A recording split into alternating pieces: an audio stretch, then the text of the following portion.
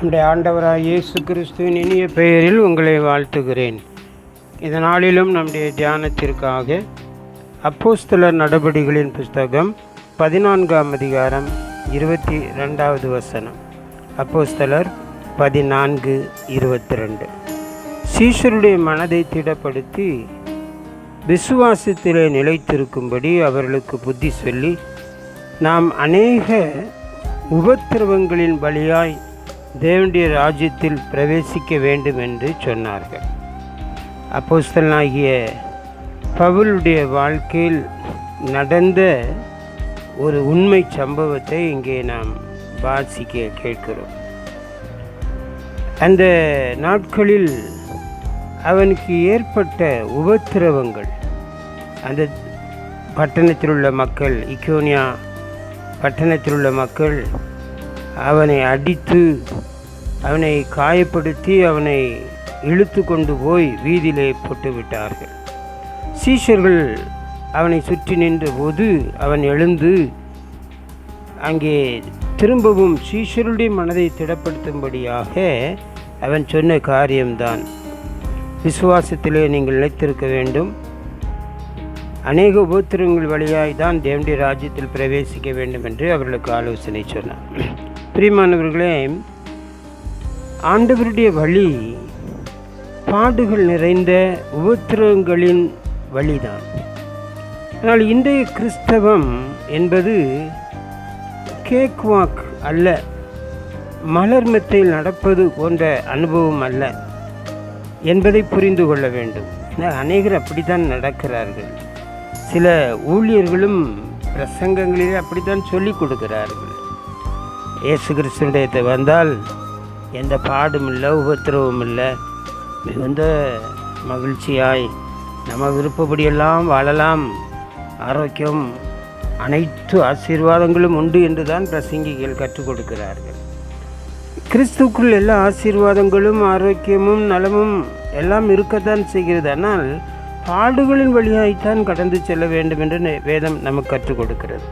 ஏனென்று சொன்னால், நம்முடைய ஆண்டவராய் இயேசு கிறிஸ்துவே அவ்விதமாகத்தான் உபத்திரவின் வழியாய் கடந்து சென்றார். எபிரேயரை ஆக்கியோன் 2ஆம் அதிகாரம் 10ஆம் வசனத்திலே வாசிக்கும்போது இப்படி எழுதியிருக்கிறார், சகலத்தையும் உண்டாக்கின தேவன் அநேக பிள்ளைகளை மகிமையில் கொண்டு வந்து சேர்க்கையில் அவர்களுடைய இரட்சிப்பின் அதிபதியை உபத்திரவங்களினாலே பூர்ணப்படுத்துகிறது அவருக்கு ஏற்றதாய் இருந்து என்று வேதம் சொல்கிறது.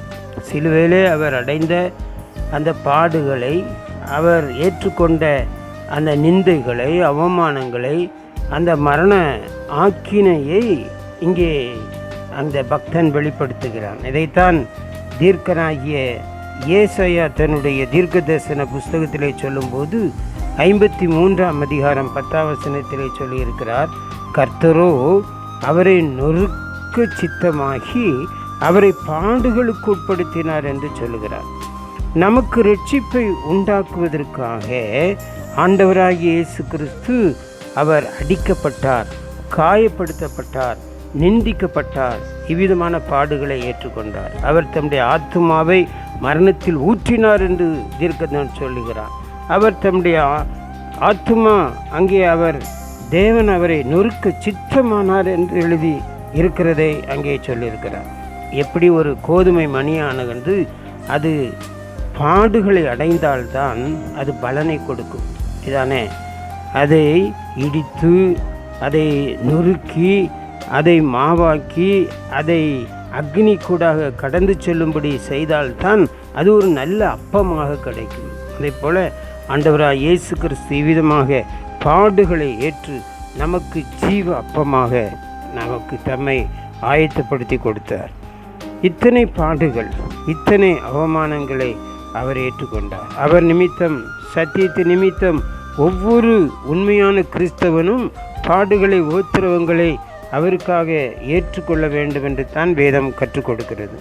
ஆகவே தேவன் நமக்கு சொல்லியிருக்கிறபடி, உலகத்தில் உங்களுக்கு உபத்திரவம் உண்டு, ஆனாலும் திடன் கொள்ளுங்கள், நான் உலகத்தை ஜெயித்தேன் என்று சொல்லி யோவான் 16:33 சொல்லியிருக்கிறது. ரோமர் 8:17-18 நாம் பிள்ளைகளானால் சுதந்திரருமாமே, தேவனுடைய சுதந்திரரும் கிறிஸ்துக்குடன் சுதந்திரமாமே. கிறிஸ்துடனே கூட நாம் மகிமைப்படும்படிக்கு அவருடனே கூட பாடுபட்டால் இப்படி ஆகும். ஆதலால் இக்காலத்து பாடுகள் இனி நம்மிடத்தில் வெளிப்படும் மகிமைக்கு ஒப்பிடத்தக்கவில்லை அல்ல என்று அப்போஸ்தலனாகிய பவுல் சொல்லியிருக்கிறார். பிலிப்பியர் 1:29, ஏனெனில் கிறிஸ்துவிடத்திலே விசுவாசிக்கிறதற்கு மாத்திரமல்ல, அவர் நிமித்தமாக பாடுபடுகிறதற்கு உங்களுக்கு அருளப்பட்டிருக்கிறது என்றால் என்ன அர்த்தம்? கொடுக்கப்பட்டிருக்கிறது. அது ஒரு கிஃப்ட் போல கொடுக்கப்பட்டிருக்கிறது என்று சொல்லி சர்வசாதாரணமாக அப்போஸ்தலனாகிய பவுல் சொல்கிறார்.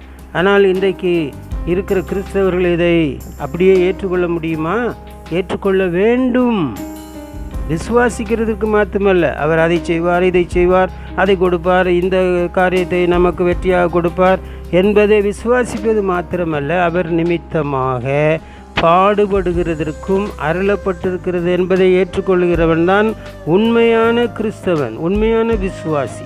2 கொரிந்தியர் 4:17 மேலும் காணப்படுகிறவைகளை அல்ல, காணப்படாதவைகளை நோக்கி இருக்கிற நமக்கு அதி சீக்கிரத்தில் நீங்கும் லேசான நம்முடைய உபத்திரவம் அதிகமான நித்திய கன மகிமையை நமக்கு கொடுக்கும் என்று அங்கே வேதம் சொல்கிறது. ஆகவே பிரியமானவர்களே, கிறிஸ்து நமக்காக வைத்திருக்கிற அந்த அடிச்சூடுகளை நாம் தொடர்ந்து பின்பற்றி செல்ல வேண்டும். அவர் நமக்கு மாதிரியாக வைத்திருக்கிற அந்த சத்தியத்தின்படி நடக்க வேண்டும்.